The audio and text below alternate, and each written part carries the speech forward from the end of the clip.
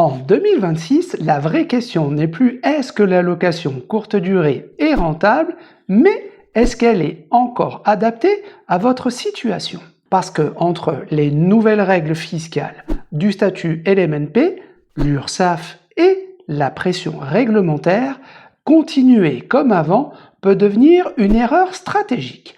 Dans cette vidéo, je vais vous montrer quelles sont les 3 stratégies possibles en 2026 et surtout comment savoir laquelle est la bonne pour vous.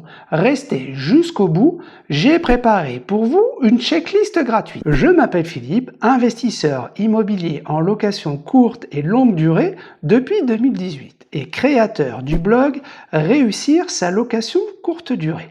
Sur cette chaîne, mon objectif est simple, vous aider à sécuriser votre activité locative avant d'optimiser la rentabilité. Dans les vidéos précédentes, on a parlé du statut LMNP 2026, puis du risque URSSAF. Aujourd'hui, on passe à l'étape d'après, la décision stratégique. Soyons clairs, la location courte durée n'est pas morte en 2026, mais elle n'est plus naïve. Pendant des années, beaucoup de propriétaires faisaient de la location courte durée en mode touriste, notamment après le Covid, sans vraiment se poser les questions, en pensant naïvement que la fiscalité est simple, avec peu de contrôle et peu de contraintes. Ce contexte a changé. Aujourd'hui, continuer sans stratégie, c'est prendre un risque inutile qui peut coûter des milliers d'euros.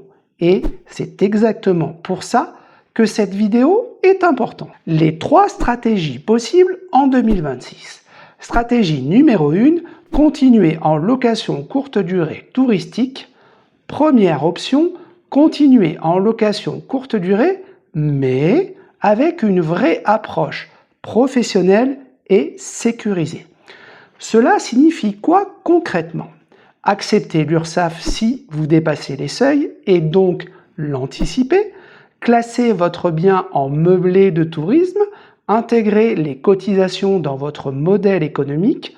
Cette stratégie est pertinente si votre bien est très bien situé, si la demande touristique est forte et que la rentabilité reste excellente même après charges sociales.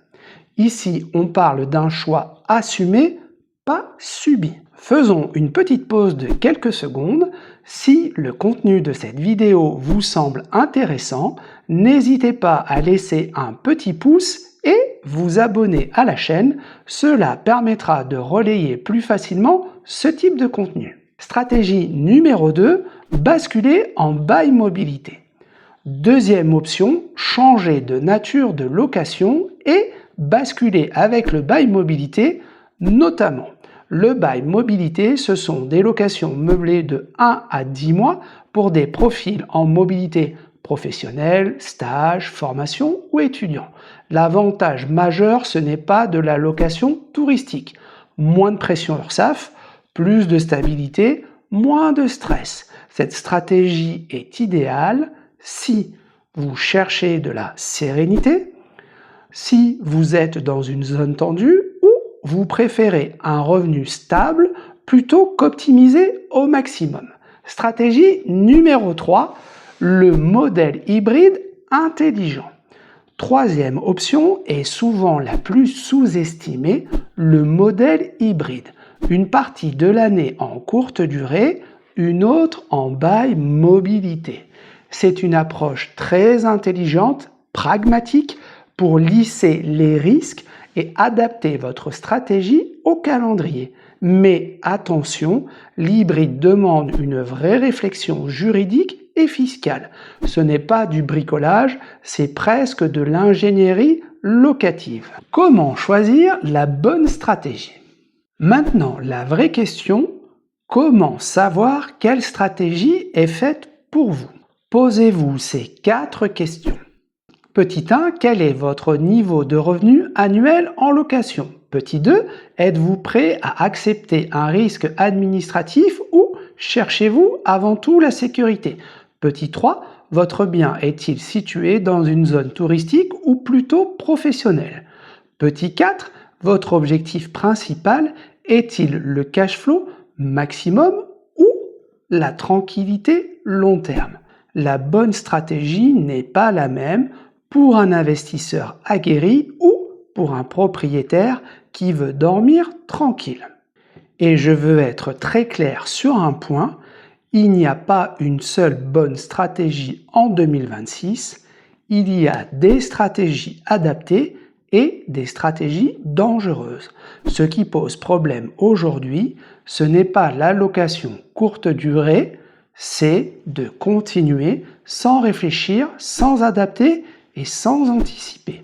Si ce sujet vous parle, j'ai publié plusieurs ressources gratuites sur mon blog pour vous aider à faire le bon choix.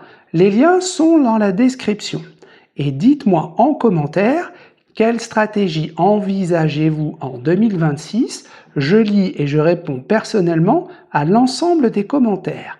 Pensez à vous abonner à la chaîne si vous voulez continuer à sécuriser votre activité locative intelligemment. À très bientôt pour la prochaine vidéo.